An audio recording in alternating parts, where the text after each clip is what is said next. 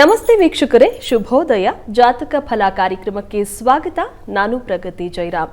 ವೀಕ್ಷಕರೇ, ಇವತ್ತು ವಿಶೇಷವಾದಂತಹ ದಿನ, ರಾಯರ ಆರಾಧನಾ ಮಹೋತ್ಸವ. ಶ್ರಾವಣ ಮಾಸದಲ್ಲಿ 3 ದಿನಗಳ ಕಾಲ ರಾಯರನ್ನ ಆರಾಧನೆ ಮಾಡಲಾಗುತ್ತೆ. ಈ ಸಲ 354ನೇ ಆರಾಧನಾ ಮಹೋತ್ಸವ. ಹಾಗಾಗಿ ಮಂತ್ರಾಲಯದಲ್ಲಿ ವಿಶೇಷವಾಗಿ ಆರಾಧನೆ ಮಾಡ್ತಾರೆ. ಸಾಕಷ್ಟು ಜನ ಹೋಗಿ ಭಾಗಿಯಾಗ್ತಾರೆ ಆ ಮಹೋತ್ಸವದಲ್ಲಿ. ಎಲ್ಲರೂ ಸಹ ಹೋಗೋದಕ್ಕೆ ಸಾಧ್ಯ ಆಗೋದಿಲ್ಲ.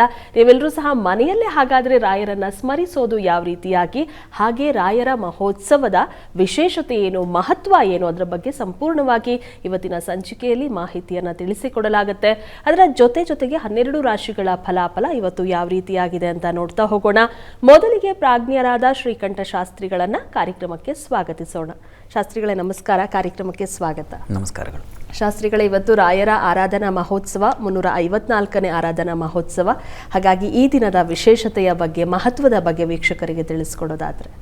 ಶ್ರೀ ಗುರುಭ್ಯೋ ನಮಃ. ಹರಿ ಓಂ.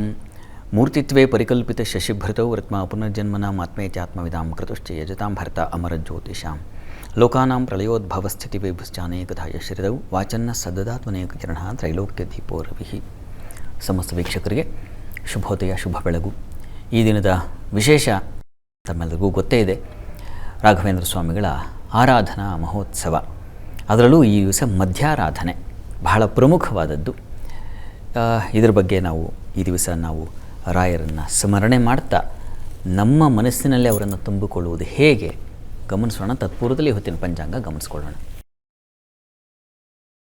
ಶ್ರೀ ವಿಶ್ವಾವಸುನಾಮ ಸಂವತ್ಸರ, ದಕ್ಷಿಣಾಯಣ, ವರ್ಷ ಋತು, ಶ್ರಾವಣ ಮಾಸ, ಕೃಷ್ಣ ಪಕ್ಷವಾಗಿದೆ. ಈ ದಿವಸ ಸೋಮವಾರವಾಗಿರತಕ್ಕಂಥದ್ದು, ದ್ವಿತೀಯ ತಿಥಿ, ಶತಭಿಷ ನಕ್ಷತ್ರ. ಈ ದಿವಸ ಸೋಮವಾರ ಹಾಗೂ ಶತಭಿಷ ನಕ್ಷತ್ರ ತುಂಬ ಪ್ರಶಸ್ತವಾದ ಕಾಲ, ಶುಭ ಕಾರ್ಯಗಳಿಗೆ ಒಳ್ಳೆಯ ಕಾಲ ಅನ್ನೋದನ್ನು ಶತಭಿಷ ನಕ್ಷತ್ರವಂತೂ ತುಂಬ ಉತ್ಕೃಷ್ಟವಾದ ನಕ್ಷತ್ರ ಅಂತ ಪರಿಗಣನೆ ಮಾಡಿದೆ. ಹೀಗಾಗಿ ಒಳ್ಳೆಯ ಕಾಲ. ಇಂತಹ ದಿವಸವೇ ಆರಾಧನೆಯೂ ಕೂಡ ಬಂದಿದೆ. ಶ್ರಾವಣ ಮಾಸದ ಬಹುಳ ದ್ವಿತೀಯ, ಕೃಷ್ಣ ಪಕ್ಷದ ದ್ವಿತೀಯ ಅಂದು ಅವರು ಸಶರೀರವಾಗಿ, ಶರೀರ ಸಹಿತವಾಗಿ ಅಂತ ಬದುಕಿದ್ದಾಗಲೇ ಬೃಂದಾವನ ಪ್ರವೇಶವನ್ನು ಮಾಡಿದರು ಅವರು. ಆ ಹೊತ್ತಿಗೆ 354 ವರ್ಷಗಳ ಹಿಂದೆ ರಾಯರ ಮಹಿಮೆ ಆಗಲೇ ದೇಶವ್ಯಾಪಕವಾಗಿ ಬೆಳೆದು ಬಿಟ್ಟಿತ್ತು. ರಾಯರಿಗೆ ಹಿಂದಿನ ದಿವಸ ಅಂದರೆ ಈ ದಿವಸ ಮಧ್ಯಾರಾಧನೆ ಅಲ್ವಾ, ಅವರು ಪ್ರವೇಶ ಮಾಡೋ ಹಿಂದಿನ ದಿವಸ ಎಲ್ಲ ದೇವತೆಗಳ ಆರಾಧನೆಯನ್ನು ಮುಗಿಸ್ಕೊಂಡು ಶ್ರೀರಾಮಚಂದ್ರರ ಆರಾಧನೆ, ಮೂಲ ರಾಮರನ್ನು ಅಲ್ಲಿ ಆರಾಧನೆ ಮಾಡಲಾಗುತ್ತೆ. ಬಹಳ ವಿಶೇಷವಾಗಿ ಮೂಲರಾಮನ ಪೂಜೆ ಅಲ್ಲಿ ನೆರವೇರುತ್ತೆ. ನಾವು ಈ ದಿವಸವೂ ಅಲ್ಲಿ ಗಮನಿಸ್ತೀವಿ. ಆರಾಧನೆಯಲ್ಲಿ ಅಷ್ಟೂ ದಿವಸಗಳ ಪ್ರತಿ ದಿವಸ ಇರುತ್ತದೆ. ಮೂಲರಾಮರಿಗೆ ಪ್ರತಿ ದಿವಸ ಅಲ್ಲಿ ಸ್ವಾಮಿಗಳಿಂದ ವಿಶೇಷ ಪೂಜೆ ನೆರವೇರುತ್ತೆ. ಅದು ಚತುರ್ಮುಖ ಬ್ರಹ್ಮನಿಂದ, ಅವನಿಂದ ಪೂಜಿಸಲ್ಪಟ್ಟಂತಹ ರಾಮಮೂರ್ತಿ ಅದು ಬಳುವಳಿಯಾಗಿ ಬಂದಿದೆ. ಇಲ್ಲಿವರೆಗೆ ಅದು ನಡೆದು ಸಾಗಿ ಬಂದಿದೆ.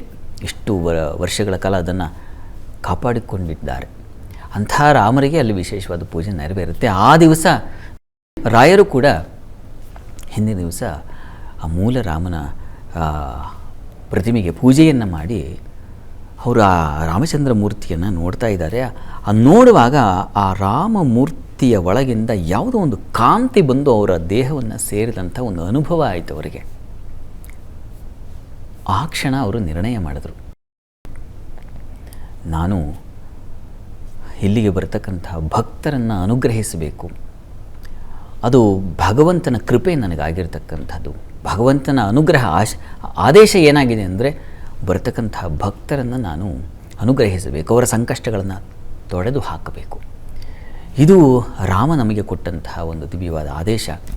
ಹೀಗಾಗಿ ಇದನ್ನು ಪಾಲಿಸಲಿಕ್ಕಾಗಿ ನಾವು ಈ ದಿವಸದಿಂದ ಅನವರತ 700 ವರ್ಷಗಳ ಕಾಲ ನಾನು ತಪಸ್ಸನ್ನು ಮಾಡಬೇಕು ಅನ್ನುವಂಥ ಒಂದು ಮನೋನಿಶ್ಚಯಕ್ಕೆ ಬಂದು ಆ ಬೃಂದಾವನ ಪ್ರವೇಶಕ್ಕೆ ಆ ಪ್ರವೇಶದ ಒಂದು ಮಾಹಿತಿಯನ್ನು ಆಪ್ತರ ಜೊತೆಗೆ ಒಂದು ಸಭೆಯನ್ನು ಮಾಡಿ ಹಂಚಿಕೊಳ್ತಾರೆ. ನಾಳೆ ಶ್ರಾವಣ ಬಹುಳ ದ್ವಿತೀಯ, ಇದು ಪ್ರಶಸ್ತ ಕಾಲ ಅಂತ ನನಗೆ ಅನ್ನಿಸ್ತಾ ಇದೆ.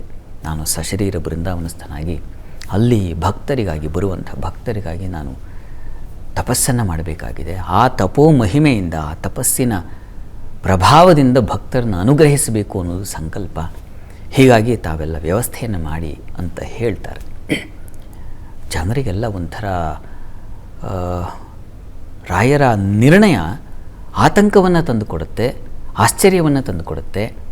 ರಾಯರು ನಮ್ಮ ಜೊತೆ ಇರಲ್ವಲ್ಲ ಅಂತಕ್ಕಂಥ ಒಂದು ನೋವನ್ನು, ಎಲ್ಲವನ್ನು ಒಟ್ಟಿಗೆ ಏಕಕಾಲದಲ್ಲಿ ಆಗುವಂಥ ಭಾವ, ಅದಾಗಲೇ ರಾಯರ ಶಕ್ತಿ ಏನು ಅಂತ ಎಲ್ಲರಿಗೂ ಗೊತ್ತಿದೆ.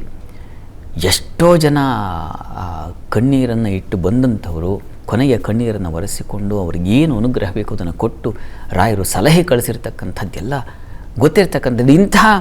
ಹೀಗೆ ಬಂದು ಭಕ್ತರನ್ನು ಸಲಹುತ್ತಾ ಇರತಕ್ಕಂಥ ಪುಣ್ಯಾತ್ಮರು ನಾಳೆಯಿಂದ ನಮಗೆ ಅದೃಶ್ಯರಾಗ್ತಾರೆ ಅಂತಂದರೆ ಆಗುವಂಥ ವ್ಯಥೆ ಏನು, ನೋವೇನು. ಆ ಜನಸ್ತೋಮವೇ ಒಂಥರ ಕಂಗಾಲಾಗಿ ಕಣ್ಣೀರಿಡ್ತಾ ಇದೆ. ಆದರೂ ರಾಯರು ನಿರ್ಣಯವನ್ನು ತೆಗೆದುಕೊಂಡು ಆಯಿತು.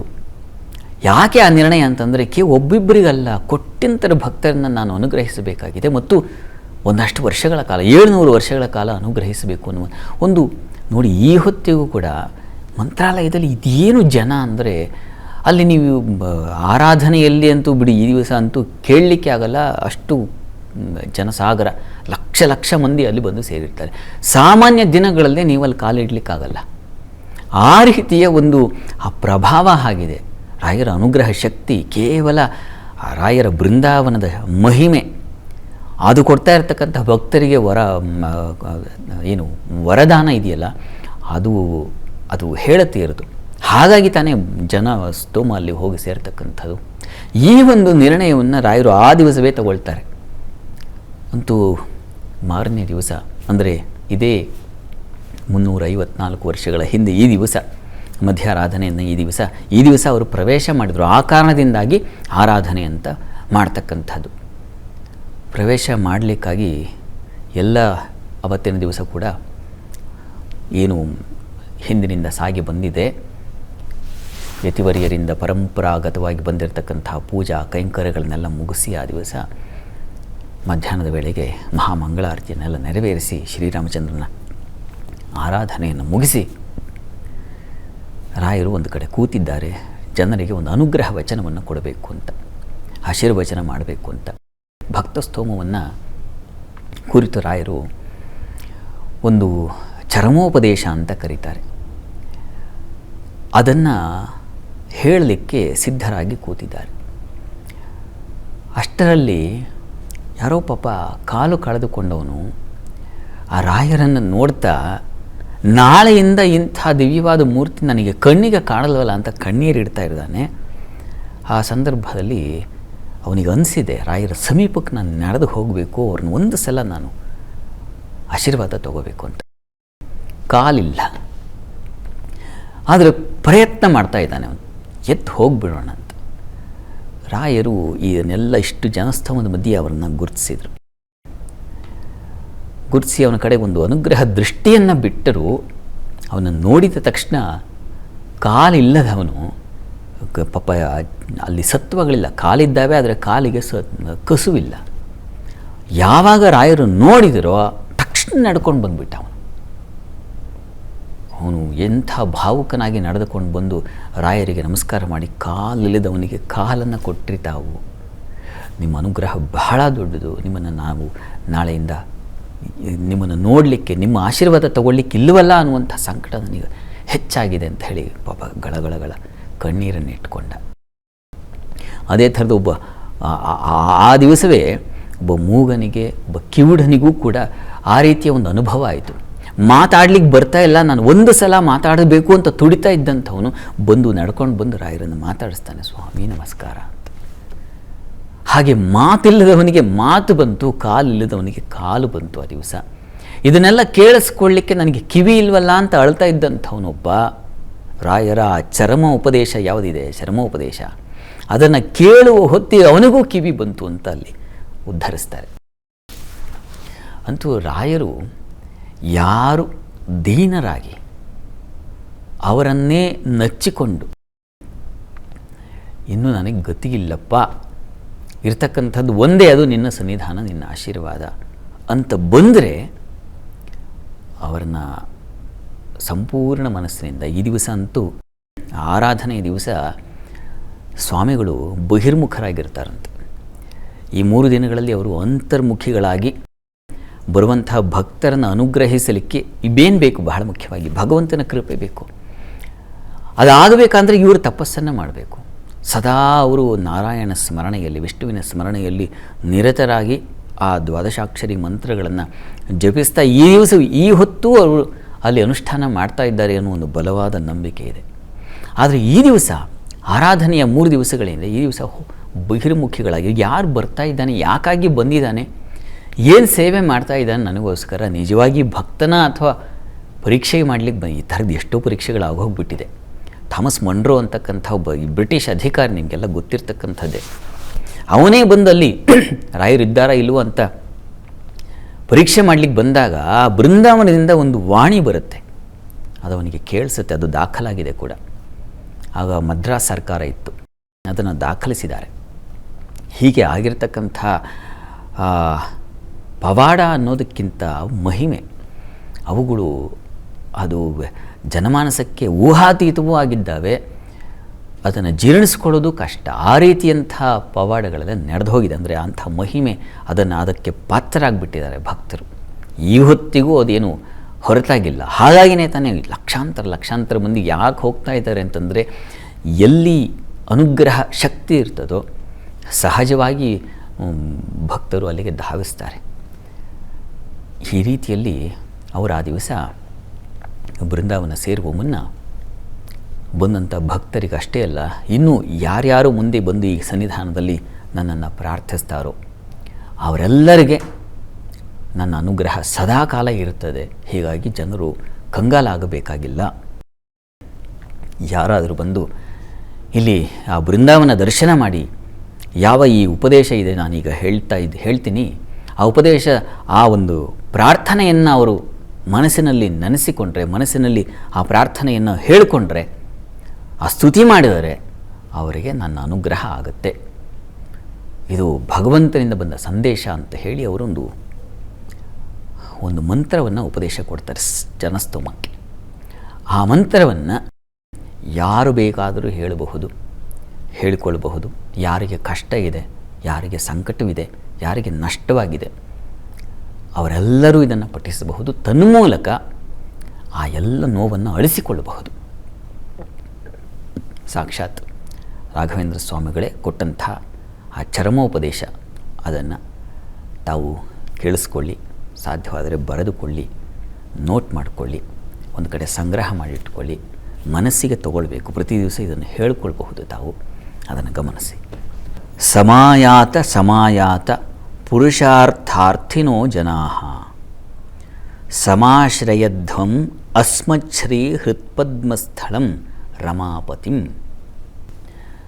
ಅಸ್ಮಚ್ಛ್ರೀ ಹೃತ್ಪದ್ಮಸ್ಥಿತಂ, ನನ್ನ ಹೃದಯ ಕಮಲದಲ್ಲಿ ನೆಲೆ ನಿಂತುಕೊಂಡಿರುವಂತಹ ಆ ಲಕ್ಷ್ಮೀ ಸಹಿತನಾದ ನಾರಾಯಣ, ಯಾರ್ಯಾರು ಯಾವ ಅಪೇಕ್ಷೆಯಿಂದ ಬಂದು ಈ ಸ್ತುತಿಯನ್ನು ಮಾಡಿ ನಮಸ್ಕಾರ ಸಲ್ಲಿಸ್ತೀರೋ ಅವರೆಲ್ಲರಿಗೆ ನಾರಾಯಣನ ಅನುಗ್ರಹದಿಂದ ನಿಮ್ಮ ಸಂಕಲ್ಪಗಳು ಈಡೇರುತ್ತೆ ಅಂತಕ್ಕಂಥ ಈ ಒಂದು ದಿವ್ಯವಾದ ಸಂದೇಶವನ್ನು ಆ ದಿವಸ ಅವರು ಬೃಂದಾವನಕ್ಕೆ ಪ್ರವೇಶರಾದ್ರಲ್ಲ, ಆ ದಿವಸ ಈ ಒಂದು ವಿಶೇಷವಾದ ಅನುಗ್ರಹ ಮಂತ್ರವನ್ನು ಅವರು ಜನರಿಗೆ ಉಪದೇಶ ಮಾಡಿ ಹೋಗಿದ್ದಾರೆ.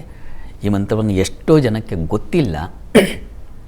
ಹೀಗಾಗಿ ಈ ಮಂತ್ರವನ್ನು ಹೇಳ್ಕೊಳ್ಬಹುದು, ಪ್ರತಿಯೊಬ್ಬರೂ ಹೇಳ್ಕೊಳ್ಬಹುದು. ಅಲ್ಲಿ ರಾಯರ ಬೃಂದ ನೀವು ಎಲ್ಲೇ ಪ್ರಪಂಚ ವ್ಯಾಪಕವಾಗಿದೆ. ಈಗ ನೀವು ಯಾವ ಊರಿಗೆ ಹೋದರೂ ಅಲ್ಲೊಂದು ರಾಯರ ಮಠ ಇದ್ದೇ ಇರುತ್ತೆ. ಹೀಗಾಗಿ ಆ ಮಠಗಳಿಗಾದರೂ ಹೋಗಿ, ಅಥವಾ ನಿಮ್ಮ ಮನೆಯಲ್ಲೇ ರಾಘವೇಂದ್ರ ಸ್ವಾಮಿಗಳನ್ನಿಟ್ಟು ಪೂಜೆ ಮಾಡ್ತಕ್ಕಂಥ ಭಕ್ತರ ಮಹಾಶಯರು ಇದ್ದಾರಲ್ಲ, ಮನೆಯಲ್ಲೇ ಆ ಪೂಜೆಯನ್ನು ಮಾಡಿ ಈ ಒಂದು ಮಂತ್ರವನ್ನು ಹೇಳ್ಕೊಳ್ಬಹುದು. ಇದನ್ನು ಹೇಳಿಕೊಂಡ್ರೆ ರಾಯರು ಅನುಗ್ರಹ ಮಾಡ್ತಾರೆ. ತನ್ಮೂಲಕ ನಿಮ್ಮ ಕಷ್ಟ ನಷ್ಟಗಳನ್ನು ಅಳಿಸಿ ನಿಮಗೊಂದು ಸಮಾಧಾನ, ಶಾಂತಿಯನ್ನು ತಂದುಕೊಡ್ತಾರೆ ಅಂತಕ್ಕಂಥದ್ದು ಇದು ಅವರೇ ಕೊಟ್ಟ ಸಂದೇಶ. ರಾಯರೇ ಹೇಳಿದ ಆ ದಿವಸ ಬೃಂದಾವನಕ್ಕೆ ಅವರು ಪ್ರವೇಶ ಮಾಡೋ ಮುನ್ನ ಜನರಿಗಾಗಿ ಅವರ ಅನುಗ್ರಹ, ಅವರ ಸಂಕಲ್ಪಗಳನ್ನು ಈಡೇರಿಸಿಕೊಳ್ಳಲಿ, ಅವರು ತಮ್ಮ ಕೋರಿಕೆಗಳನ್ನು ಈಡೇರಿಸಿಕೊಳ್ಳಿ ಅನ್ನೋ ಕಾರಣಕ್ಕಾಗಿ ಈ ಒಂದು ಮಹಾ ಮಂತ್ರೋಪದೇಶವನ್ನು ಮಾಡಿ ಹೋಗಿರ್ತಕ್ಕಂಥದ್ದನ್ನು ನಾವು ಕಾಣ್ತೀವಿ. ಹೀಗಾಗಿ ಈ ದಿವಸ ನೀವು ಎಲ್ಲೆಲ್ಲಿದ್ದೀರೋ ಅದೇ ಸ್ಥಳದಲ್ಲೇ ಕರದಲ್ಲಿಗೆ ಬರುವ ರಾಯರು ಅಂತಿದೆ. ಹೀಗಾಗಿ ಅವರು ನೀವು ಎಲ್ಲಿ ಸ್ಮರಣೆ ಮಾಡಿದ್ರೆ ಅಲ್ಲೇ ಬಂದು ಅವರ ಅನುಗ್ರಹ ಮಾಡಿ ಹೋಗ್ತಾರೆ. ಅಷ್ಟು ಶಕ್ತಿ ಇದೆ. ಈ ದಿವಸ ತಪ್ಪದೆ ಅವರ ಸ್ಮರಣೆ ಮಾಡಿಕೊಳ್ಳಿ. ನಿಮಗೆ ಆ ರಾಯರ ಅನುಗ್ರಹ ಕೃಪೆ ಪೂರ್ಣವಾಗಿ ಲಭಿಸಲಿ. ಶಾಸ್ತ್ರಿಗಳ ಈ ವಿಶೇಷವಾದಂಥ ದಿನ 12 ರಾಶಿಗಳ ಫಲಾಫಲ ಯಾವ ರೀತಿಯಾಗಿದೆ? 12 ರಾಶಿಗಳ ಫಲಾಫಲ ತಿಳಿಯುವ ಮುನ್ನ ಈ ಹೊತ್ತಿನ ಗ್ರಹಸ್ಥಿತಿಯನ್ನು ಗಮನಿಸ್ಕೊಳ್ಳೋದಾದರೆ ಮಿಥುನ ರಾಶಿಯಲ್ಲಿ ಗುರು ಶುಕ್ರರ ಯುತಿಯನ್ನು ನೋಡ್ತಾ ಇದ್ದೀವಿ. ರವಿ ಬುಧರ ಯುತಿ ಇದೆ, ಅದು ಕರ್ಕಟಕ ರಾಶಿಯಲ್ಲಿ. ಕೇತು ಇರತಕ್ಕಂಥ ಸಿಂಹ ರಾಶಿಯಲ್ಲಿ, ಕುಜ ಇರತಕ್ಕಂಥದ್ದು ಕನ್ಯಾ ರಾಶಿಯಲ್ಲಿ. ಈ ದಿವಸ ಮಾಂದ್ಯವುದಿಯಾಗಿದೆ, ಅದು ಧನು ರಾಶಿಯಲ್ಲಿ. ಇನ್ನು ರಾಹು ಚಂದ್ರರು ಒಟ್ಟಾಗಿದ್ದಾರೆ, ಅದು ಕುಂಭ ರಾಶಿಯಲ್ಲಿ. ಮೀನ ರಾಶಿಯಲ್ಲಿ ಶನಿಶ್ಚರನ ಸ್ಥಿತಿಯನ್ನು ನೋಡ್ತಾ ಇದ್ದೀವಿ. ಹೀಗಿರುವಾಗ 12 ರಾಶಿಗಳ ಫಲಾಫಲ ತಿಳಿತಾ ಹೋಗೋಣ. ಮೊದಲಿಗೆ ಮೇಷರಾಶಿ. ಮೇಷರಾಶಿಯವರೆಗೆ ಈ ದಿವಸ ನಿಮಗೆ ಲಾಭದಾಯಕವಾಗಿದೆ. ಹಾಲು ಹೈನುಗಾರರಿಗೆ ಬಹಳ ವಿಶೇಷವಾದ ಲಾಭ ನಿರೀಕ್ಷೆ ಮಾಡಬಹುದು. ಔಷಧ ವ್ಯಾಪಾರಿಗಳಿಗೆ, ರಾಸಾಯನಿಕ ಗೊಬ್ಬರಗಳು ಅಂತೀವಲ್ಲ ಅಂಥ ಕ್ಷೇತ್ರಗಳಿರ್ತಕ್ಕಂಥವ್ರಿಗೆ ಲಾಭ, ಹೆಚ್ಚಿನ ಲಾಭ ನಿರೀಕ್ಷೆ ಮಾಡಲಿಕ್ಕೆ ಅವಕಾಶ ಇದೆ. ಚೆನ್ನಾಗಿದೆ, ಅನುಕೂಲ ಆಗುತ್ತೆ.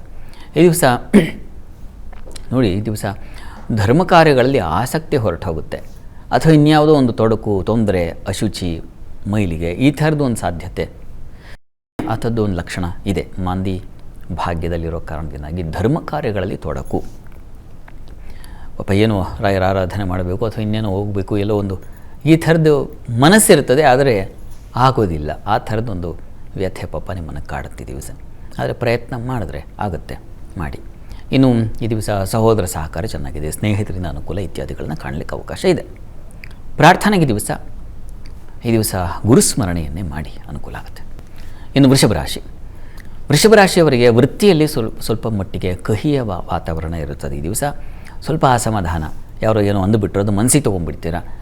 ಯಾವತ್ತೂ ಹೇಳದೇ ಇರೋ ಈ ದಿವಸ ಹೇಳಿಸ್ಕೊಂಡ್ಬಿಟ್ಟೆ ಅಂತ ನಿಮಗೆ ಅದು ಕಾಡ್ತಾ ಇರುತ್ತೆ. ಕೊರಗು ಅಂತೀವಲ್ಲ, ಅದು ವೃತ್ತಿಯಲ್ಲಿ ನಿಮ್ಮನ್ನು ಕಾಡ್ಬಿಡುತ್ತೆ. ಇನ್ನು ಕನ್ಸ್ಟ್ರಕ್ಷನ್ ಫೀಲ್ಡಲ್ಲಿ ಇರ್ತಕ್ಕಂಥವ್ರಿಗೆ ಲಾಭದಾಯಕವಾಗಿದೆ. ಈ ದಿವಸ ವಿಶೇಷ ಆರ್ಡ್ರ್ಗಳು, ಬೇರೆ ಹೊಸ ಹೊಸ ಅವಕಾಶಗಳು ದೊರೀತಕ್ಕಂಥದ್ದು, ಈ ಥರ ಸಾಧ್ಯತೆ ತುಂಬ ಚೆನ್ನಾಗಿದೆ ಅವರೇ. ಆದರೆ ಈ ದಿವಸ ವಸ್ತು ನಷ್ಟತೆ ಇದೆ, ಬಹಳ ಹುಷಾರು. ಮತ್ತು ಈ ದಿವಸ ಸ್ವಲ್ಪ ಸೋಲು, ಅವಮಾನ, ಇಂಥದ್ದೊಂದು ವಾತಾವರಣ ಏರ್ಪಾಡಾಗಬಹುದು. ಎಚ್ಚರಿಕೆಯಿಂದ ಇರಿ. ಅವರಿವರನ್ನ ನಿಂದಿಸಿದರೆ ತಾನೇ, ಹೀಗಾಗಿ ಇನ್ನೊಬ್ಬರ ನಿಂದೆ ಅದು ನಿಮಗೆ ಶಾಪ, ಅದು ಮುಳುವಾಗುತ್ತೆ. ಹೀಗಾಗಿ ಸ್ವಲ್ಪ ಸಮಾಧಾನ ಬೇಕು ಈ ದಿವಸ. ವಸ್ತು ನಷ್ಟತೆ ಇದೆ, ಎಚ್ಚರಿಕೆ ಇರಲಿ ನಿಮ್ಮ ವಸ್ತುಗಳ ವಿಚಾರದಲ್ಲಿ. ಇನ್ನು ವಿದ್ಯಾರ್ಥಿಗಳಿಗೆ ತುಂಬ ಚೆನ್ನಾಗಿದೆ ಈ ದಿವಸ, ಅನುಕೂಲದ ಒಂದು ವಾತಾವರಣ. ಹಣಕಾಸಿನ ವಿಚಾರದಲ್ಲೂ ಅಷ್ಟೇ ತುಂಬ ಒಂದು ಅನುಕೂಲದ ಲಕ್ಷಣ ಇದೆ ಈ ದಿವಸ. ಧನ ಸಹಾಯ, ಧನ ಸಹಕಾರ ಉಂಟಾಗ್ತಕ್ಕಂಥ ಸಾಧ್ಯತೆ ಚೆನ್ನಾಗಿದೆ ಈ ದಿವಸ. ಪ್ರಾರ್ಥನೆಗೆ ಈ ದಿವಸ ನೀವು ಕೃಷ್ಣ ಪ್ರಾರ್ಥನೆ ಮಾಡಿ. ಇನ್ನು ಮಿಥುನ ರಾಶಿಯವರಿಗೆ ಈ ದಿವಸ ವೃತ್ತಿಯಲ್ಲಿ ಬಹಳ ವಿಶೇಷವಾದ ಅನುಕೂಲ, ಸಹಕಾರ, ಪರಸ್ಪರ ಅನ್ಯೋನ್ಯತೆ ಇದೆಲ್ಲ ಕಾಣಲಿಕ್ಕೆ ಅವಕಾಶ ಇದೆ. ಹಣಕಾಸಿನಲ್ಲೂ ಅಷ್ಟೇ ಸ್ವಲ್ಪ ಮಟ್ಟಿಗೆ ಸಹಕಾರಗಳು ಉಂಟಾಗ್ತಕ್ಕಂಥದ್ದು, ಏನೋ ತಕ್ಷಣಕ್ಕೆ ಬೇಕಾಗಿದೆ ಹಣ, ಯಾರಿಂದಲೂ ಸಹಾಯ ಸಿಗ್ತಕ್ಕಂಥದ್ದು, ಈ ರೀತಿಯಲ್ಲಿ ಅನುಕೂಲ ಆಗುತ್ತೆ. ಕುಟುಂಬದವ್ರ ಸಹಕಾರ ತುಂಬ ಚೆನ್ನಾಗಿದೆ ಈ ದಿವಸ. ಆದರೆ ದಾಂಪತ್ಯದಲ್ಲಿ, ಸಂಗಾತಿಯಲ್ಲಿ ಮನಸ್ಸಿಗೆ ಬೇಸರ ಆಗ್ತಕ್ಕಂಥ ಒಂದು ವಾತಾವರಣ ಇದೆ ಈ ದಿವಸ. ಹೆಚ್ಚು ಗಲಾಟೆ, ಘರ್ಷಣೆ, ಮನಸ್ತಾಪಗಳಿಗೆ ಅವಕಾಶ ಮಾಡಿಕೊಡದೇ ಇರಬೇಕು ಅಂತಂದರೆ ಲಕ್ಷ್ಮೀನಾರಾಯಣರ ಸನ್ನಿಧಾನದಲ್ಲಿ ಒಂದು ವಿಶೇಷ ಪೂಜೆ, ಅಭಿಷೇಕಾದಿಗಳನ್ನು ಮಾಡಿಸಿದ್ರೆ ತುಂಬ ಒಳ್ಳೆಯದು. ಅದನ್ನು ಮಾಡಿಸಿ. ವೃತ್ತಿಯಲ್ಲಿ ಅನುಕೂಲ ಎಲ್ಲ ಚೆನ್ನಾಗಿದೆ, ಆಗಲೇ ಹೇಳಿದ ಹಾಗೆ. ಮಿತ್ರರ ಸಹಕಾರ ತುಂಬ ಚೆನ್ನಾಗಿರುತ್ತೆ ಈ ದಿವಸ. ಇನ್ನು ಕರ್ಕಟಕ ರಾಶಿಯವರಿಗೆ ದಿವಸ ವೃತ್ತಿಯಲ್ಲಿ ಬಹಳ ವಿಶೇಷವಾದ ಅನುಕೂಲ, ಸ್ವಲ್ಪ ಧೈರ್ಯದ ಕೆಲಸಗಳನ್ನು ಮಾಡಿ ಮುಗಿಸ್ತಕ್ಕಂಥ ಶಕ್ತಿ, ಆ ಧತಿಶಕ್ತಿ ಅಂತೀವಲ್ಲ, ಆ ರೀತಿಯಲ್ಲಿ ತುಂಬ ಚೆನ್ನಾಗಿದೆ. ಇನ್ನು ಈ ದಿವಸ ಸ್ವಲ್ಪ ಮಟ್ಟಿಗೆ ಆರೋಗ್ಯ ಹಾನಿಯನ್ನು ಸೂಚಿಸ್ತಾ ಇದೆ. ಸ್ವಲ್ಪ ಶರೀರಕ್ಕೆ ಪೆಟ್ಟು ರೋಗದ ಬಾಧೆ ಉಲ್ಬಣ ಆಗೋ ಸಾಧ್ಯತೆ ಇದೆ. ಸ್ವಲ್ಪ ಹುಷಾರಾಗಿರಿ, ಹೆಣ್ಮಕ್ಳು ಹುಷಾರಾಗಿರಿ. ಮತ್ತು ಈ ದಿವಸ ಮನಸ್ಸಿಗೆ ಬೇಸರ ಆಗೋ ಒಂದು ಘಟನೆ ನಡೆಯುತ್ತೆ, ಅದು ನಿಮಗೆ ಜೀರ್ಣಿಸ್ಕೊಳ್ಳೋದು ಕಷ್ಟ ಆಗುತ್ತೆ. ಆ ರೀತಿಯ ಒಂದು ಸಾಧ್ಯತೆ ಇದೆ. ಹೀಗಾಗಿ ಸ್ವಲ್ಪ ಹುಷಾರು. ಯಾರಲ್ಲೂ ದ್ವೇಷ, ಅಸೂಯೆ, ಚರ್ಚೆ ಇಂಥ ವಿಚಾರಗಳಿಂದ ದೂರ ಇರೋದು ತುಂಬ ಒಳ್ಳೆಯದು. ಈ ಗ್ರೂಪ್ ಮೀಟಿಂಗ್ಗಳು ಇರುತ್ತಲ್ಲ, ಅವುಗಳಿಂದ ಸ್ವಲ್ಪ ದೂರ ಇರಿ. ನಿಮ್ಮ ವಾಟ್ಸಪ್ ಸಂದೇಶಗಳು ಮತ್ತೊಂದು ಈ ರೀತಿಯಲ್ಲಿ ಸಂದೇಶವೇ ನಿಮ್ಗೆ ಮುಳುವಾಗಿಬಿಡೋ ಸಾಧ್ಯತೆ ಇರುತ್ತೆ. ಹೀಗಾಗಿ ಹುಷಾರು. ಇನ್ನು ಈ ದಿವಸ ನಿಮಗೆ ಸಾಲ ಬಾಧೆ ಕೂಡ ಸೂಚಿಸ್ತಾ ಇದೆ, ಹುಷಾರು. ಸಾಲದ ವಿಚಾರ ಸ್ವಲ್ಪ ಎಚ್ಚರಿಕೆ ಬೇಕು. ವೃತ್ತಿಯಲ್ಲಿ ಸ್ವಲ್ಪ ಅನುಕೂಲ ಇರೋದರಿಂದ ಹೆಚ್ಚು ಆ ಕಡೆ ಕಾನ್ಸಂಟ್ರೇಟ್ ಮಾಡೋದು ತುಂಬ ಒಳ್ಳೆಯದು. ಪ್ರಾರ್ಥನೆಗೆ ದಿವಸ ಅಮ್ಮನವರ ಸನ್ನಿಧಾನಕ್ಕೆ ಸ್ವಲ್ಪ ಕ್ಷೀರ ಸಮರ್ಪಣೆ ಮಾಡಿ. ಸಿಂಹರಾಶಿಯವರಿಗೆ ವೃತ್ತಿಯಲ್ಲಿ ತುಂಬ ಅನುಕೂಲದ ವಾತಾವರಣ ಇದೆ. ಕೆಲಸ ಕಾರ್ಯಗಳಲ್ಲಿ ಏನು ತೊಡಕಿಲ್ಲದೆ ಒಂದು ಸಹಕಾರದಿಂದ ಕೆಲಸಗಳಾಗ್ತಕ್ಕಂಥ ಒಂದು ಲಕ್ಷಣ ಇದೆ. ವಸ್ತ್ರಾಭರಣ ವ್ಯಾಪಾರದಲ್ಲಿ ತುಂಬ ಚೆನ್ನಾಗಿದೆ. ಅದರಲ್ಲೂ ವಸ್ತ್ರಕ್ಷೇತ್ರ ಮತ್ತು ಕಾಸ್ಟ್ಯೂಮ್ ಮತ್ತು ನಾವು ಯಾವುದನ್ನು ಅಲಂಕಾರ ಸಾಮಗ್ರಿ ಅಂತೀವೋ, ಮೇಕಪ್ ರಿಲೇಟೆಡ್, ಅವುಗಳಿಗೆ ಸಂಬಂಧಿಸಿರ್ತಕ್ಕಂಥ ಕ್ಷೇತ್ರಗಳಲ್ಲಿ ಚೆನ್ನಾಗಿ ಲಾಭ ಇದೆ ಈ ದಿವಸ. ಅದೇ ಈ ದಿವಸ ಸ್ವಲ್ಪ ಮಟ್ಟಿಗೆ ಮಕ್ಕಳ ವಿಚಾರದಲ್ಲಿ ಸ್ವಲ್ಪ ಮನಸ್ಸಿಗೆ ಬೇಸರ ಆಗೋ ಘಟನೆ ನಡೆಯುತ್ತೆ. ಅವರ ಒಂದು ವರ್ತನೆ ಇವೆಲ್ಲ ನಿಮಗೆ ಸ್ವಲ್ಪ ಕಿರಿಕಿರಿ ಮಾಡಿಬಿಡುತ್ತೆ. ಮಕ್ಕಳು ಯಾಕಾದರೂ ಹೀಗಾದ್ರಪ್ಪ ಅಂತ ಒಂದು ಮನಸ್ಸಿಗೆ ಒಂದು ಕಾಡುತ್ತೆ. ಆ ರೀತಿಯ ಒಂದು ತೊಂದರೆ ಇದೆ, ಹುಷಾರು. ಬುದ್ಧಿ ಕೂಡ ಮಂಕಾಗುತ್ತೆ ಸ್ವಲ್ಪ ಈ ದಿವಸ. ತಕ್ಷಣಕ್ಕೆ ಹೊಳೆಯೋದಿಲ್ಲ, ಆಮೇಲೆ ಯಾವಾಗಲೂ ಹೊಳೆಯುತ್ತೆ. ಆ ರೀತಿಯ ಒಂದು ವಿಳಂಬ ಸೂಚನೆಗಳು ಸಿಗ್ತಾ ಹೋಗುತ್ತೆ. ದಾಂಪತ್ಯದಲ್ಲೂ ಅಷ್ಟೇ ಸ್ವಲ್ಪ ಮನಸ್ತಾಪ, ಭಿನ್ನಾಭಿಪ್ರಾಯವನ್ನು ಸೂಚಿಸ್ತಾ ಇದೆ ಈ ದಿವಸ. ಸ್ವಲ್ಪ ಡಲ್ ಇದೆ ಈ ದಿವಸ. ಪ್ರಾರ್ಥನೆಗೆ ಶಿವಶಕ್ತಿಯರ ಆರಾಧನೆ ತುಂಬ ಒಳ್ಳೆಯದು. ಇನ್ನು ಕನ್ಯಾ ರಾಶಿ. ಕನ್ಯಾ ರಾಶಿಯವರಿಗೆ ಕೆಲಸ ಕಾರ್ಯಗಳಲ್ಲಿ ತುಂಬ ಚೆನ್ನಾಗಿದೆ. ನೀವು ಮಾಡಿದ ಕಾರ್ಯಗಳಿಗೆ ವಿಶೇಷವಾದ ಗೌರವ, ಪ್ರಶಂಸೆ ಸಿಗ್ತಕ್ಕಂಥ ಒಂದು ಲಕ್ಷಣ ಚೆನ್ನಾಗಿದೆ ಈ ದಿವಸ. ಅಂಥದ್ದೊಂದು ಫಲ ಇದೆ. ಪ್ರಯಾಣದಲ್ಲಿ ಸ್ವಲ್ಪ ಹುಷಾರಾಗಿರಿ. ತರಾತುರಿಯಿಂದ ಹರಿಬರಿಯಲ್ಲಿ ಓಡ್ತಕ್ಕಂಥದ್ದು ಇದೆಯಲ್ಲ, ಅದು ಈ ದಿವಸ ತೊಂದರೆ ಆಗುತ್ತೆ, ಅಪಘಾತಗಳಾಗಬಹುದು. ಹುಷಾರು ಈ ದಿವಸ. ಸ್ವಲ್ಪ ನಿಧಾನಗತಿಯ ಪ್ರಯಾಣ ಬೇಕು. ಹಳ್ಳಿಗಳಲ್ಲಿ ನೋಡಿ ವಾತಾವರಣ ಸ್ವಲ್ಪ ಕಲುಷಿತವಾಗಿರುತ್ತೆ ದಿವಸ. ಯಾರದ್ದೋ ಗಲಾಟೆ, ನೀವು ಮೂಗು ತುರ್ಸ್ಕೊಂಡು ಹೋಗಿ ನಿಮಗೂ ಒಂದಷ್ಟು ಸಮಸ್ಯೆ ಆಗೋ ಸಾಧ್ಯತೆ ಹೆಚ್ಚಾಗಿದೆ, ಹುಷಾರು. ಕೃಷಿಕರಿಗೂ ಅಷ್ಟೇ ಸ್ವಲ್ಪ ಹಿನ್ನಡೆ ಇದೆ ಈ ದಿವಸ. ಹೆಣ್ಣುಮಕ್ಕಳಿಗೆ ಸ್ವಲ್ಪ ಸಾಲ, ಶತ್ರುಗಳ ಬಾಧೆ, ಇವುಗಳ ಒಂದು ಸಂಕಟಕ್ಕೆ ಸಿಕ್ಕಾಕೊಳ್ಳೋ ಸಾಧ್ಯತೆ ಇದೆ. ಹುಷಾರಾಗಿರಿ ಈ ದಿವಸ ಆ ವಿಚಾರಗಳಲ್ಲಿ. ಕೆಲಸ ಒಂದು ಚೆನ್ನಾಗಿದೆ. ಪ್ರಾರ್ಥನೆಗೆ ಈ ದಿವಸ ತಪ್ಪದೆ ಗ್ರಾಮ ದೇವತಾ ದರ್ಶನ ಮಾಡಿ. ಇನ್ನು ತುಲಾರಾಶಿ. ತುಲಾರಾಶಿಯವರಿಗೆ ಈ ದಿವಸ ಕೆಲಸ ಕಾರ್ಯಗಳಲ್ಲಿ ಸ್ವಲ್ಪ ಮಟ್ಟಿಗೆ ತೊಡಕನ್ನು ಸೂಚಿಸ್ತಾ ಇದೆ. ಕರ್ಮಾಧಿಪತಿ ರಾಹುಯುಕ್ತನಾದಾಗ ಆ ಕೆಲಸಗಳಲ್ಲಿ ಸ್ವಲ್ಪ ಮಟ್ಟಿಗೆ ಸ್ವಲ್ಪ ಭಿನ್ನಾಭಿಪ್ರಾಯಗಳು ಬರುತ್ತೆ ಸಹೋದ್ಯೋಗಿಗಳ ಜೊತೆಗೇ, ಅಥವಾ ನೀವು ಮಾಡೋ ಕೆಲಸ ಇನ್ನೇನೋ ಒಂದು ತೊಡಕನ್ನು ಉಂಟು ಮಾಡಬಹುದು. ಹೀಗಾಗಿ ಹುಷಾರು. ಕೆಲಸ ಮಾಡುವಾಗ ಎಚ್ಚರಿಕೆಯಿಂದ ಮನಸ್ಸು ಅಲ್ಲಿ ಕೆಲಸದಲ್ಲಿ ಇರಲಿ. ಎಲ್ಲೋ ಯೋಚನೆ ಮಾಡ್ತಾ ಕೆಲಸ ಮಾಡಿದ್ರೆ ಹಾಳಾಗುತ್ತೆ. ಈ ದಿವಸ ಜಾಸ್ತಿ ಇದೆ ಅದು. ಹೀಗಾಗಿ ಮತ್ತು ಮಕ್ಕಳ ವಿಚಾರದಲ್ಲೂ ಅಷ್ಟೇ ಸ್ವಲ್ಪ ಮಟ್ಟಿಗೆ ಅವರ ಒಂದು ಸ್ನೇಹ, ಮತ್ತೊಂದು ಏನೇನು ವ್ಯವಹಾರಗಳೆಲ್ಲ ನಿಮ್ಮ ತಲೆಗೆ ಬಂದುಬಿಡುತ್ತೆ. ಹೀಗಾಗಿ ಮಕ್ಕಳ ಒಂದು ವರ್ತನೆ ಇವುಗಳ ಬಗ್ಗೆ ಸ್ವಲ್ಪ ಹುಷಾರು, ಒಂದು ಕಣ್ಣಿಟ್ಟಿರಬೇಕಾಗುತ್ತೆ ಈ ದಿವಸ. ಸ್ವಲ್ಪ ಗಂಟಲ ಬಾಧೆ ಸೂಚಿಸ್ತಾ ಇದೆ ಈ ದಿವಸ, ಹುಷಾರು. ಸಹೋದರಲ್ಲೂ ಅಷ್ಟೇ ಸ್ವಲ್ಪ ಮನಸ್ತಾಪ, ಭಿನ್ನಾಭಿಪ್ರಾಯಗಳು ಬಂದ್ಬಿಡಬಹುದು. ಹೀಗಾಗಿ ಅವ್ರ ಜೊತೆಗೂ ಸ್ವಲ್ಪ ಸೈಲೆಂಟಾಗಿರೋದು ಬಹಳ ಒಳ್ಳೆಯದು ಈ ದಿವಸ. ಇನ್ನು ಪ್ರಾರ್ಥನೆಗೆ ದಿವಸ ಸುಬ್ರಹ್ಮಣ್ಯ ಪ್ರಾರ್ಥನೆ ಮಾಡಿ. ಇನ್ನು ವೃಶ್ಚಿಕ ರಾಶಿ. ವೃಶ್ಚಿಕ ರಾಶಿಯವರಿಗೆ ವೃತ್ತಿಯಲ್ಲಿ ಬಹಳ ವಿಶೇಷವಾದ ಅನುಕೂಲ ಕಾಣ್ತೀರ ಈ ದಿವಸ. ನಿಮಗೆ ಸ್ವಲ್ಪ ವಿಘ್ನಗಳು ಇದೆ, ಇಲ್ಲ ಅಂತಲ್ಲ. ಹೀಗಾಗಿ ಗಣಪತಿ ಪ್ರಾರ್ಥನೆ ಮಾಡಿಕೊಳ್ಳಿ, ಅದು ತುಂಬ ಸಹಾಯವಾಗುತ್ತೆ. ಈ ದಿವಸ ನಿಮಗೆ ಆಹಾರನೂ ವ್ಯತ್ಯಾಸ ಆಗಬಹುದು. ಹಣಕಾಸಿನ ತೊಂದರೆ ಸೂಚಿಸ್ತಾ ಇದೆ. ವಿದ್ಯಾರ್ಥಿಗಳಿಗೂ ತೊಂದರೆ, ಸ್ವಲ್ಪ ತೊಡಕನ್ನು ಸೂಚಿಸ್ತಾ ಇದೆ. ಇನ್ನೇನೋ ಘರ್ಷಣೆ, ಮತ್ತೊಂದು ನೀವು ಭಾಗಿಯಾಗ್ಬಿಡೋ ಲಕ್ಷಣ ಇದೆ. ಹೀಗಾಗಿ ಹುಷಾರು ವಿದ್ಯಾರ್ಥಿಗಳು. ಇದ್ರ ಜೊತೆಗೆ ಸ್ನೇಹಿತರ ಜೊತೆಗೂ ಅಷ್ಟೇ ಸ್ವಲ್ಪ ಮನಸ್ಸಿಗೆ ಪೆಟ್ಟಾಗೋ ಸಾಧ್ಯತೆ ಇದೆ. ಅವರಿಂದ ಅವರ ಮಾತು, ಅವ್ರ ವರ್ತನೆ ನಿಮಗೆ ಸಪೋರ್ಟ್ ಸಿಗಲ್ಲ ಅವ್ರದ್ದು. ಆ ರೀತಿಯಲ್ಲಿ ಈ ದಿವಸ ಸ್ವಲ್ಪ ನಿಮಗೂ ಕೂಡ ಡಲ್ ಇದೆ. ಇದಕ್ಕೇನಪ್ಪ ಮಾಡೋದು, ಇದಕ್ಕೆ ಪರಿಹಾರ ಏನಂದರೆ ನೀವು ಕೂಡ ಸುಬ್ರಹ್ಮಣ್ಯ ಸನ್ನಿಧಾನದಲ್ಲಿ ಒಂದು ಅಭಿಷೇಕ ಮಾಡಿಸಿ ಈ ದಿವಸ. ಇನ್ನು ಧನುರಾಶಿ. ಧನುರಾಶಿಯವರಿಗೆ ಈ ದಿವಸ ಕೆಲಸ ಕಾರ್ಯಗಳಲ್ಲಿ ನಿಮಗೆ ಸ್ವಲ್ಪ ನಷ್ಟ, ವ್ಯಥೆ ಇದನ್ನೇ ಸೂಚಿಸ್ತಾ ಇದೆ. ಅನುಕೂಲ ಕಡಿಮೆ ಇದೆ ಈ ದಿವಸ. ಮತ್ತು ಈ ದಿವಸ ಕೆಲಸ ನಿಮಿತ್ತವಾಗಿ ನೀವು ನಷ್ಟ ಮಾಡ್ಕೊಳ್ಳೋ ಸಾಧ್ಯತೆ ಇದೆ. ವೃತ್ತಿ ನಿಮಿತ್ತ ನಷ್ಟ ಅದನ್ನು ಸೂಚಿಸ್ತಾ ಇದೆ. ಹುಷಾರು. ಆರೋಗ್ಯದಲ್ಲೂ ಸ್ವಲ್ಪ ಏರುಪೇರಾಗುತ್ತೆ. ತಲೆನೋವು, ತಲೆ ಸಿಡಿತ, ಈ ರೀತಿಯ ಒಂದು ಬಳಲಿಕೆ ಉಂಟಾಗುತ್ತೆ. ಇನ್ನು ಈ ದಿವಸ ಸಹೋದರಲ್ಲೂ ಅಷ್ಟೇ ಸೇವಕರು, ಸಹಾಯಕರು ಇಂಥವರಿಂದಲೂ ಕೂಡ ನಿಮಗೆ ಅನುಕೂಲ ಇಲ್ಲ. ಎಲ್ಲ ಕೆಲಸ ನೀವೇ ಮಾಡ್ಕೊಳ್ಬೇಕು. ಪಾತ್ರೆ ಪಗಡು ಎಲ್ಲ ಹಾಗೆ ಬಿದ್ದುಬಿಟ್ಟಿರುತ್ತೆ. ಎಲ್ಲ ನೀವು ಮಾಡಿದ ಹೊರತು ಕೆಲಸವೇ ಆಗೋದಿಲ್ಲ ಅನ್ನೋ ರೀತಿಯ ವಾತಾವರಣ ನಿರ್ಮಾಣ ಆಗುತ್ತೆ ಈ ದಿವಸ. ಸ್ವಲ್ಪ ನಿಮಗೂ ಅಷ್ಟೇ ಸ್ವಲ್ಪ ಕಹಿಯಾಗಿದೆ. ಏನು ಗುರು ದೃಷ್ಟಿ ಇದೆ, ಈ ಕಾರಣದಿಂದಾಗಿ ನಿಭಾಯಿಸುವ ಶಕ್ತಿನೂ ಇದೆ ನಿಮಗೆ. ಪ್ರಾರ್ಥನೆಗೆ ಅಮ್ಮನವರ ಸನ್ನಿಧಾನದಲ್ಲಿ ಈ ದಿವಸ ಒಂದು ಅಭಿಷೇಕ ಮಾಡಿಸಿದ್ರೆ ತುಂಬ ಒಳ್ಳೆಯದು. ಇನ್ನು ಮಕರ ರಾಶಿ. ಮಕರ ರಾಶಿಯವರಿಗೆ ಈ ದಿವಸ ನೋಡಿ ವ್ಯಯ ಸೂಚಿಸ್ತಾ ಇದೆ. ಅತಿಯಾದ ವ್ಯಯ, ಅಲೆದಾಟ ನಿಮಗೆ ಮತ್ತು ಆಪ್ತರ ಜೊತೆಗೆ ಸ್ವಲ್ಪ ಮನಸ್ಸಿಗೆ ಬೇಸರ ಆಗೋ ಘಟನೆ ನಡೀಬಹುದು. ಆಪ್ತರನ್ನು ಕಳ್ಕೊಳ್ಬಹುದು ನೀವು ಈ ದಿವಸ. ಇಷ್ಟು ದಿವಸ ಇದ್ದಿದ್ದು ಈ ದಿವಸ ಇಲ್ವಲ್ಲ ಮಾಣಿಕ್ಯ ಅಂತ ಅನಿಸ್ಬಿಡುತ್ತೆ ನಿಮಗೆ. ಮನಸ್ಸಿಗೆ ಬೇಸರ ಆಗುತ್ತೆ. ಮತ್ತು ಈ ದಿವಸ ವಾಕ್ಕಲಹಗಳು, ಕುಟುಂಬದಲ್ಲಿ ಸ್ತ್ರೀಯರ ನಡುವೆ ಹುಷಾರಾಗಿರಿ. ಹೆಣ್ಮಕ್ಳೇ ಜಗಳ ಆಡ್ಕೊಂಡ್ಬಿಟ್ರೆ ಅದು ಕಷ್ಟ, ರಣರಂಗವಾಗಿ ಕೊನೆಗೆ ಜ್ವಾಲೆಯಾಗಿ ಕಷ್ಟ ಆಗುತ್ತೆ. ಹೀಗಾಗಿ ಸಮಾಧಾನ, ಶಾಂತಿ ಬೇಕು. ಯಾದೇವಿ ಸರ್ವಭೂತೇಷು ಶಾಂತಿ ರೂಪೇಣ ಸಂಸ್ಥಿತ ನಮಸ್ತಸ್ಯೈ ನಮಸ್ತಸ್ಯೈ ನಮಸ್ತಸ್ಯೈ ನಮೋ ನಮಃ. ಈ ಮಂತ್ರ ಹೇಳ್ಕೊಳ್ಳಿ ಈ ದಿವಸ. ಕೆಲಸ ಕಾರ್ಯಗಳಲ್ಲಿ ಅನುಕೂಲ ಇದೆ, ಆತಂಕ ಬೇಡ. ಇನ್ನು ಕುಂಭರಾಶಿ. ಕುಂಭರಾಶಿಯವರಿಗೆ ದಿವಸ ಒಂದು ವಿಶೇಷ ಲಾಭ ಇದೆ ಈ ದಿವಸ. ಅನಿರೀಕ್ಷಿತ ಲಾಭವನ್ನು ಕಾಣ್ತೀರ. ಅದು ನಿಮಗೆ ಮನಸ್ಸಿಗೆ ಹಿತವನ್ನು ತಂದುಕೊಡುತ್ತೆ. ಬುದ್ಧಿ ತುಂಬ ಚುರುಕಾಗಿರ್ತದೆ ಈ ದಿವಸ. ಮಕ್ಕಳ ಸಹಕಾರ ತುಂಬ ಚೆನ್ನಾಗಿದೆ. ಮಕ್ಕಳ ಏಳಿಗೆ, ಅವರ ಒಂದು ವೃತ್ತಿ, ಇದೇ ನಿಮಗೆ ಒಂದು ಪ್ರಶಂಸೆ, ಇದೇ ನಿಮಗೆ ಒಂದು ರೀತಿಯ ಸಮಾಧಾನ ತಂದುಕೊಡುತ್ತೆ ಈ ದಿವಸ. ಸ್ವಲ್ಪ ಮಟ್ಟಿಗೆ ಸ್ಕಿನ್ ಡಿಸೀಸ್ ಆಗಬಹುದು. ಚರ್ಮ ಸಂಬಂಧಿ ಅಲರ್ಜಿ ನಿಮ್ಮನ್ನು ಕಾಡಬಹುದು. ಕಣ್ಣಿನ ಬಾಧೆ ಕಾಡಬಹುದು. ಸ್ವಲ್ಪ ಹುಷಾರು. ದುರ್ಗಾ ಕವಚವನ್ನು ಹೇಳ್ಕೊಳ್ಳಿ. ಇನ್ನು ಮೀನರಾಶಿಯವರಿಗೆ ಈ ದಿವಸ ನಿಮಗೆ ನಷ್ಟ ಅತಿಯಾಗಿದೆ. ಹೆಣ್ಮಕ್ಕಳಿಗೆ ಹುಷಾರು. ಮಕ್ಕಳಿಂದಾಗಿ ಅವರ ಒಂದು ಹಠ, ಅವರ ಒಂದು ಇವುಗಳಿಗಾಗಿ ನೀವು ಹೆಚ್ಚು ಖರ್ಚು ಮಾಡ್ಕೊಳ್ಬೇಕಾದ ಪರಿಸ್ಥಿತಿ ಬರ್ತದೆ. ಮನೆಯಲ್ಲಿ ಯಾರಿಗೂ ಹೇಳಿದ ಹಾಗೆ ನೀವು ನಿಮ್ಮ ಹಣ ಪಾಪ ವ್ಯರ್ಥ ಮಾಡ್ಕೊಳ್ಳೋ ಪರಿಸ್ಥಿತಿ ಬಂದುಬಿಡ್ತಿದ್ವಿ. ಕಾಲಿಗೂ ಪೆಟ್ಟಾಗುವ ಸಾಧ್ಯತೆ ಇದೆ. ನೀರಿನ ರೋಗಗಳು ಬಾಧಿಸಬಹುದು, ಹುಷಾರು. ಇನ್ನು ಸ್ನೇಹಿತರಿಂದ ತುಂಬ ಉಪಕಾರ ಚೆನ್ನಾಗಿದೆ. ಬಂಧುಗಳಲ್ಲಿ ಒಳ್ಳೆಯ ಒಡನಾಟ ಚೆನ್ನಾಗಿರ್ತದೆ. ಈ ದಿವಸ ಪ್ರಯಾಣ, ಸುಖ ಪ್ರಯಾಣ, ಎಲ್ಲೋ ಹೋಗೋಣ ಅಂತ ಮನಸ್ಸಿದ್ದರೆ ಆ ಹೋಗುವಿಕೆಗೆ ಒಂದು ಸುಗಮತೆ ಉಂಟಾಗುತ್ತೆ, ಚೆನ್ನಾಗಿದೆ. ಇನ್ನು ವೃತ್ತಿಯಲ್ಲಿ ಸ್ವಲ್ಪ ತೊಡಕಿದೆ ಇವರೇ, ಹೀಗಾಗಿ ಹುಷಾರಾಗಿರಿ. ಕೆಲಸ ಕಾರ್ಯಗಳಲ್ಲಿ ಎಚ್ಚರಿಕೆಯಿಂದ ಕೆಲಸ ಮಾಡಿ. ಈ ದಿವಸ ಗಣಪತಿ ಪ್ರಾರ್ಥನೆ ಮಾಡಿ. ಸರಿ ಶಾಸ್ತ್ರಿಗಳ, ಇವತ್ತಿನ ಸಂಚಿಕೆಯಲ್ಲಿ ರಾಯರ ಆರಾಧನಾ ಮಹೋತ್ಸವದ ಬಗ್ಗೆ ಸಾಕಷ್ಟು ವಿಚಾರಗಳನ್ನು ತಿಳಿಸ್ಕೊಟ್ರಿ. ಅದರ ಜೊತೆಗೆ 12 ರಾಶಿಗಳ ಫಲಾಫಲದ ಬಗ್ಗೆ ಮಾಹಿತಿ ತಿಳಿಸ್ಕೊಟ್ರಿ. ಧನ್ಯವಾದಗಳು. ಸರ್ವೇ ಜನಾಃ ಸುಖಿನೋ ಭವಂತು, ಸಮಸ್ತ ಸನ್ಮಂಗಳಾನಿ ಭವಂತು. ಎಲ್ಲರಿಗೂ ಶುಭವಾಗಲಿ. ವೀಕ್ಷಕರೇ, ಇದಾಗಿತ್ತು ಇವತ್ತಿನ ಜಾತಕ ಫಲ ಕಾರ್ಯಕ್ರಮ. ನೇರ ದಿಟ್ಟ ನಿರಂತರ ಸುದ್ದಿಗಾಗಿ ನೋಡ್ತಾ ಇರಿ ಏಷ್ಯಾನೆಟ್ ಸುವರ್ಣ ನ್ಯೂಸ್.